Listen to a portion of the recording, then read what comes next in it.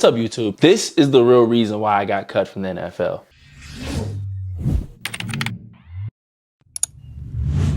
To start off, I do want to address, I played Division II football. I didn't go D1. I wasn't big enough, and I damn sure wasn't fast enough. I ran like a 5'2", 40-yard dash. It's on Google. You can literally Google my name and see my statistics coming out of high school. I wasn't screaming top tier athlete. So that's one of the biggest reasons I didn't go D1. That's another video though. So I can't lie. One of the biggest things that I do stress is that I was part of 1.6% of all college football players that actually go pro. I had an opportunity and I was drafted to a whole nother professional football league that was called the Alliance of American Football. But that's another video in itself. Now, for any of you that are aspiring to go to the NFL, but you happen to play like a D2, D3, NAIA, you just didn't go D1, this video is gonna be very, very helpful for you. Make sure you guys like, share, and subscribe for more dope videos. This page is all about helping athletes that are one, overlooked, two, trying to make it, and three, just hardworking athletes in general. We all connect. This is a community we're building. Now, I do want to address a few questions before we get started. Number one, did I get paid during minicamp? No, I did not. You don't get paid until you hit training camp. After that point, they pay for all your expenses. Now, they did pay for my flight and everything out there, which was pretty dope. Also, my room and board was paid for as well. And when I walked in and saw the amount of Gatorades that I could get for free, you don't think a small town D2 guy like myself was ecstatic? I damn near snatched the whole all of them out of there, took them to my room and ran off. Digital dad. Another question, what was the most major difference you can see between D2 and D1 guys when you got to that level? Size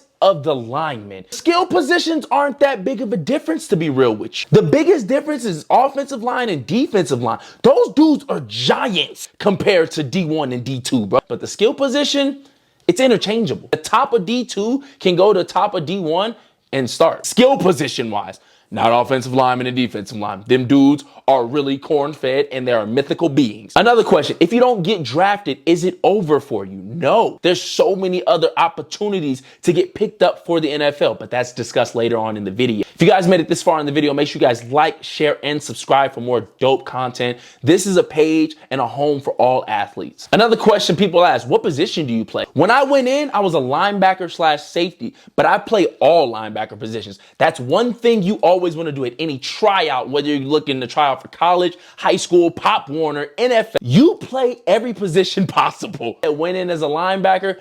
He actually did workouts as a fullback too. You need to show them, I'm trying to get this bread. I'll play whatever position y'all need me to. I'll go be a holder. Another question, do you have to go to college to play in the NFL? Well, yeah, it's 2 years you have to serve in college to actually even enter the NFL draft. Now, the crazy part is when I first played Division II, I was a redshirt. Just like you, I was lied to by my coach. He sat in my front office, lied to me and my mom over dinner and said, you're our guy. We want you to start. You're going to come in, you're going to be a starting freshman, everything. I got to campus in the summer. I came down early because I wanted to work out with the team. I got to campus early and I was a redshirt. I found out literally before the first game. After my redshirt year, I then came in after spring ball and I was balling. I took the starting spot back. But after a very lackluster first game against the University of San Diego, which is a D1 school, I shit the bed. I didn't have a good game. I went blank majority of the game. My statistics were abysmal and horrible. So that entire season, I'm battling for my starting spot back, starting. We're sitting on the bench, starting, sitting on the bench. They brought in JUCO transfers. And typically when a coach brings in a JUCO transfer, GG's, my boy, you're about to go ride the bench. Fast forward to my junior, senior year, I'm now balling. I'm ranked one of the top 10 linebackers in the nation for Division II football. Well over 100 tackles each season, double-digit tackles for loss, sacks up the ass. I was balling like crazy those 2 seasons. But still, no interest came until one game my senior season against the #1 D2 team in the nation, Texas A&M Commerce. I balled out. 14 tackles, 2.5 sacks, 5 quarterback hits. I was going crazy. We knew the Los Angeles Rams were in the stands watching their Harlan Hill, which is the D2 Heisman winning quarterback,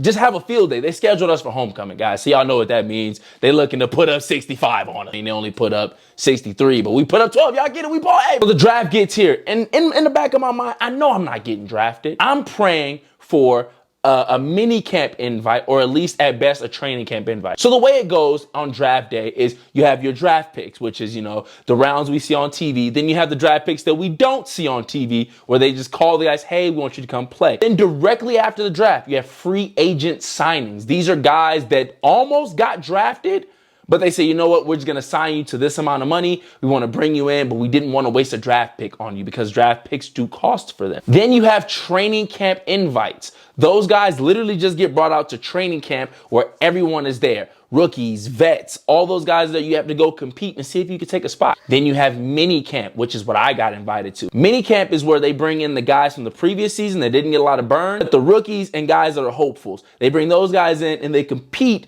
to see who gets an invite to training. In essence, I'm looking to see if I could take this man's job right now. And then I got to go through a whole nother process. It's levels to this that you guys didn't know. And then, of course, there's guys getting invited to tryouts, which I did get an invite to the Tampa Bay Buccaneers tryout. Didn't do too well. The guy just invited us out just to have a conditioning test. He just wanted to run us into the dirt. There was 5 linebackers there. He didn't sign anybody. Draft day came and went. All my family and friends are calling me, bro, what happened? I knew I wasn't going to get drafted. I knew this. I'm a D2 guy. I know the reality of it. A lot of you guys don't know that the draft process still goes on weeks after the draft ends. Guys are still going to be getting signed, invites to camp, tryout invites, workouts, private workouts, things like that. It wasn't until 2 weeks after the draft that I got my mini camp invite. I was sitting at home for 2 weeks searching on Indeed for a 9 to 5. And one faithful call came through, the Los Angeles Rams. Y'all remember Texas A&M Commerce that we balled out against that quarterback? So he gets on the phone with me and said, hey, we went there to see number 9 from Texas A&M Commerce. I'm getting goosebumps just talking about it. But we couldn't get enough of number 9 from Western New Mexico. You were ringing the entire game. I had a phenomenal game, probably my best game statistic. And I knew in the back of my mind the Rams weren't there to pick up any of us. We knew who he was there to watch. Potentially get a few other guys from Commerce. You never know who's watching.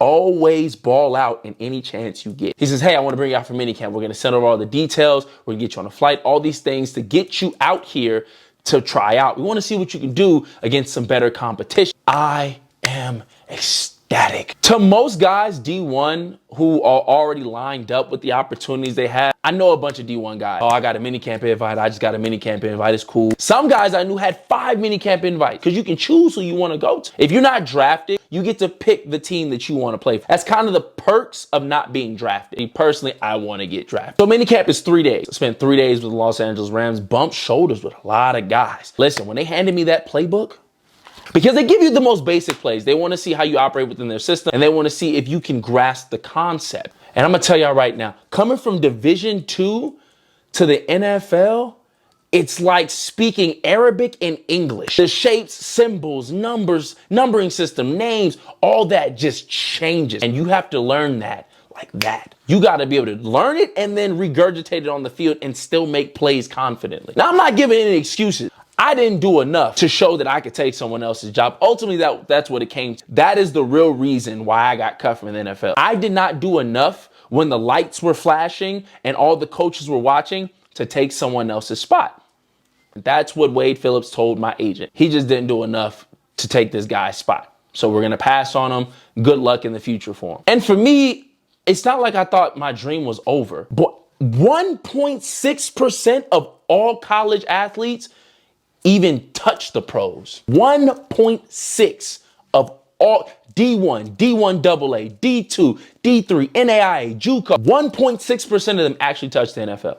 And I did. No one can take that from me. After my NFL journey was technically over, I didn't give up. I kept pushing. I waited a whole 6 or 7 months for the new Alliance of American Football to come out. That was ran by NFL GMs, ex-NFL players, ex-NFL coaches. I'm talking Michael Vick was the coach of the Atlanta Legends, which is the team that I was signed to and drafted by. Just like I was trying to get back to the NFL, these coaches, GMs, execs, all these guys were trying to get back when I joined that league. And it only helped that I had that Los Angeles Rams mini camp in my back pocket. I flexed that whenever they asked me at the Alliance, oh, what's your past football experience? Now, it may not seem like much to y'all, but to them, that goes on the resume. That's something you carry with you. Also, the Buccaneers workout. That's another thing that goes on a resume. Anytime an NFL team invited me out somewhere, got in contact with me, that was on the resume. This is a job interview that you're going for, guys. But all in all, from that entire experience, I learned that it's not about necessarily who's the best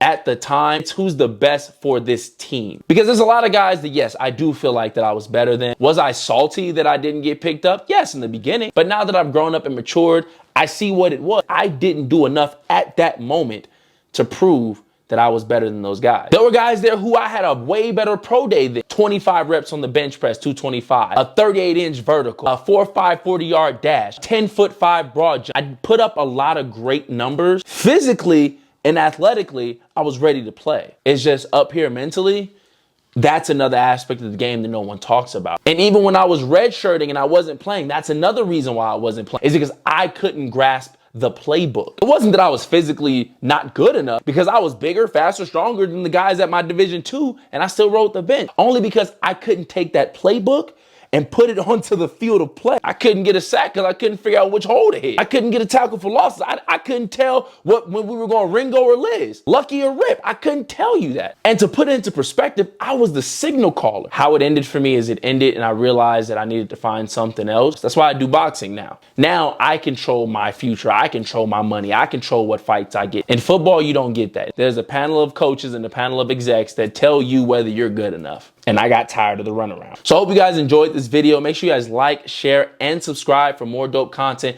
We're putting out some of the best content on the planet so you guys can get to know me. My name is Dom, and we out. Make sure y'all like, share, and subscribe.